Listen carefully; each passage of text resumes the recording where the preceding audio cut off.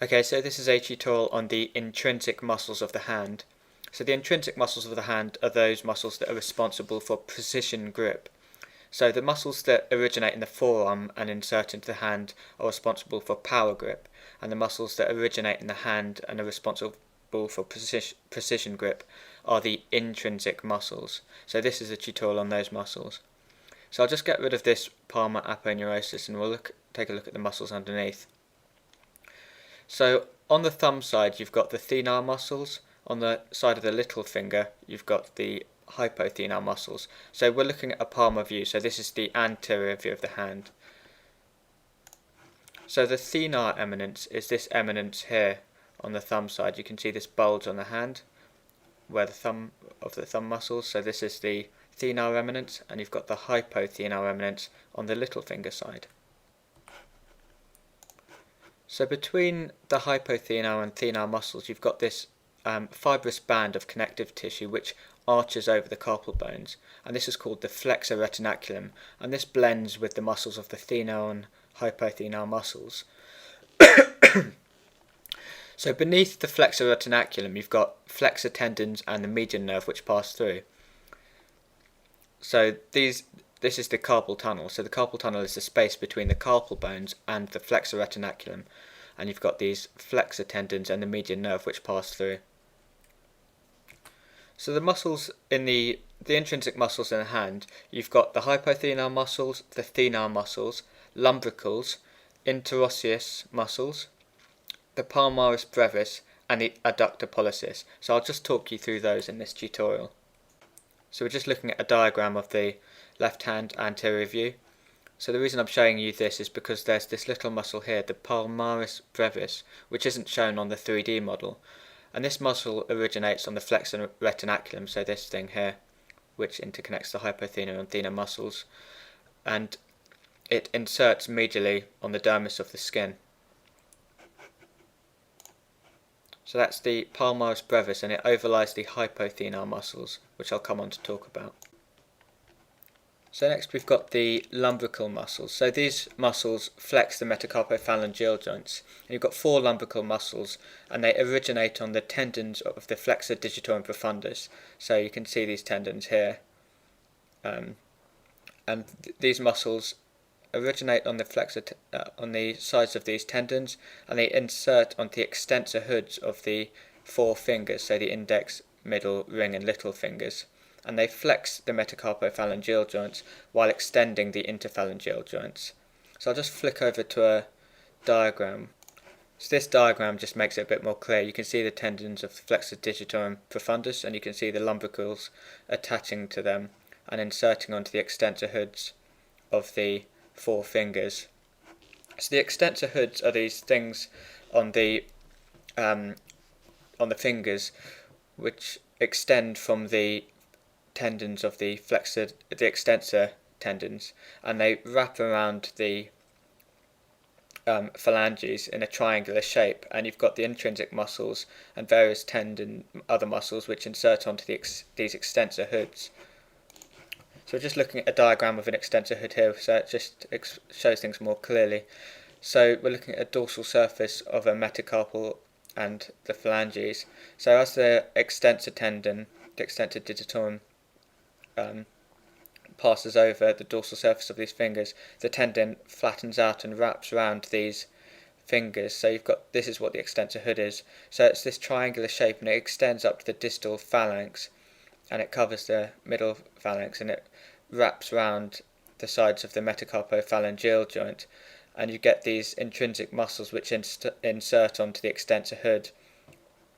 So that's just something to be aware of. It's like a flat tendon, so an aponeurosis, triangular shape, which serves as a point of attachment for several muscles.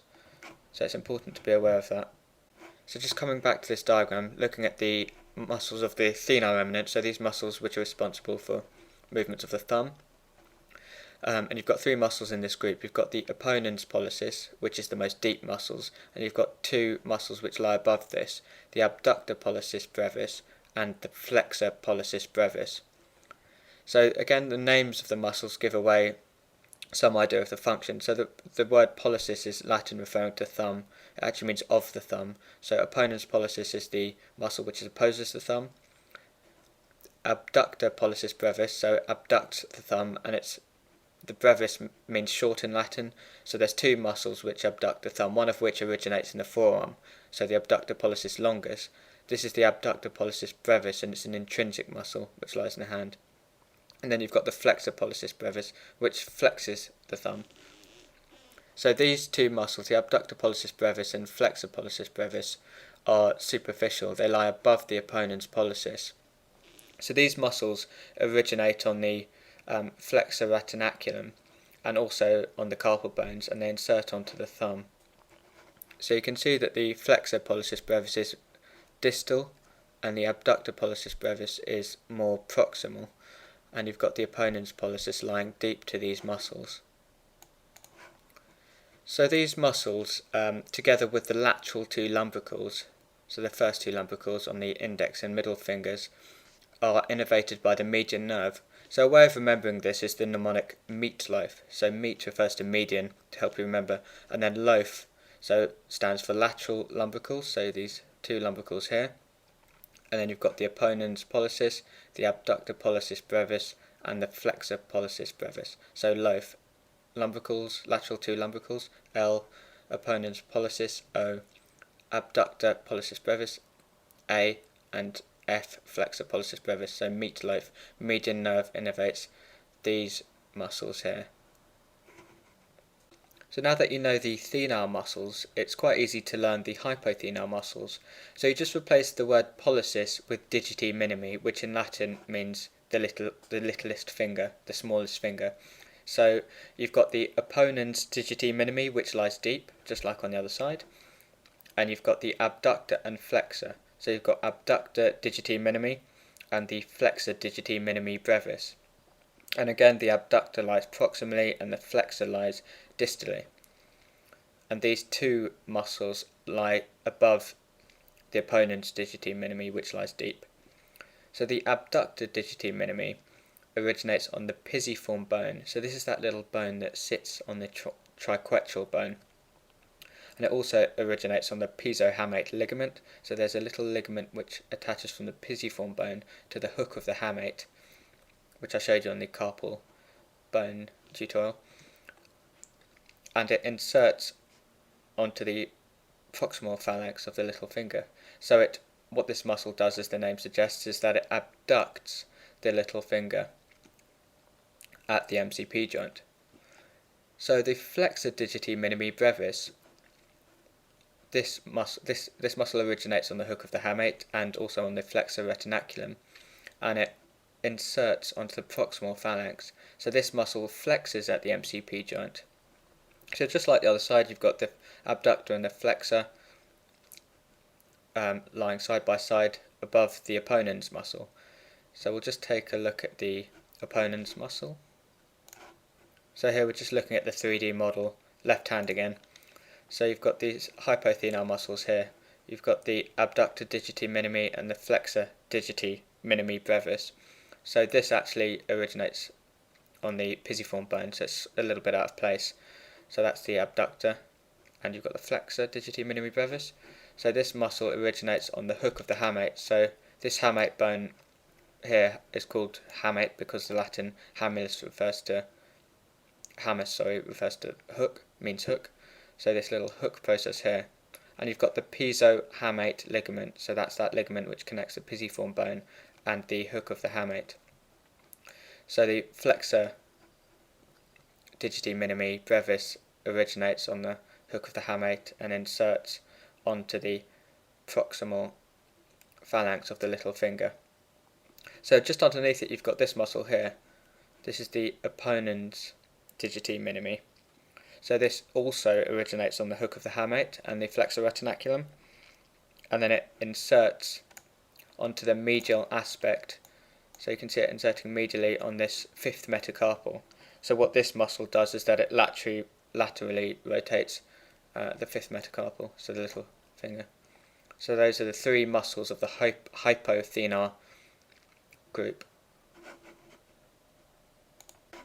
So I mentioned before the mnemonic meatloaf, which helps you remember that the median nerve innervates the lateral two lumbricals and the muscles of the Thenar eminence.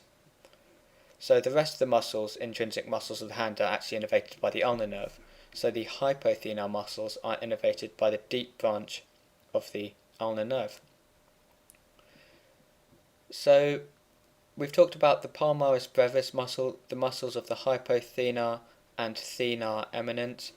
We've talked about the lumbricals. So next we've got this little muscle here, the adductor pollicis. And this muscle, as the name suggests, adducts the thumb. So adductor and pollicis meaning referring to the thumb. So it's the adductor of the thumb. And it inserts onto the base of the proximal phalanx and also the extensor hood of the thumb.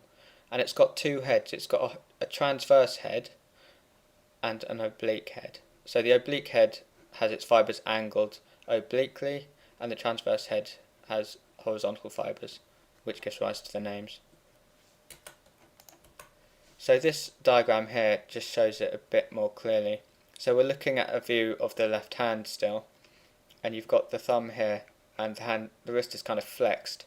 So we've removed the superficial muscles here, we've got rid of the flexor and abductor pollicis, and we're looking at the adductor muscle. So you can see the transverse head and the oblique head with its oblique fibres. So this muscle originates, well, it has different origins depending on the head. So the adductor pollicis, the oblique head, originates on the basis of metacarpals 2 and 3 and also the capitate bone. And you've got the transverse head here, and this originates, as you can see, on the third metacarpal. So this muscle inserts at the base of the proximal phalanx of the thumb, and it adducts the thumb. Okay, so just coming on to the last group of muscles, the Interossei muscles, and you've got dorsal and palmar interossei. So we're looking at the back of the left hand here, so we're looking at the dorsal surface. So you can see these muscles in between the metacarpal bones. These are the dorsal interossei muscles. So they originate on the sides of these metacarpal bones, the adjacent sides, and they insert onto the extensor hood. Do you remember that diagram that I showed you earlier? So these muscles insert onto the extensor hood. So the dorsal interossei abduct at the index, middle and ring fingers at the metacarpal joints. So the palmar interossei you can see from the palmar surface, and they again originate on the side of the metacarpals and again insert into the extensor hoods. But these muscles adduct, so the palmar interossei adduct. So a way of remembering the functions of the dorsal and the palmar interossei is the mnemonic pad and dab. So palmar adduct, dorsal abduct, abduct. So pad and dab. So those are the intrinsic muscles of the hand. So you've got the thenar group, the hypothenar group, you've got the lumbricals, the dorsal and palmar interossei muscles, and then you've got these little muscles, the palmaris brevis and the adductor pollicis. So those are the muscles of the hand.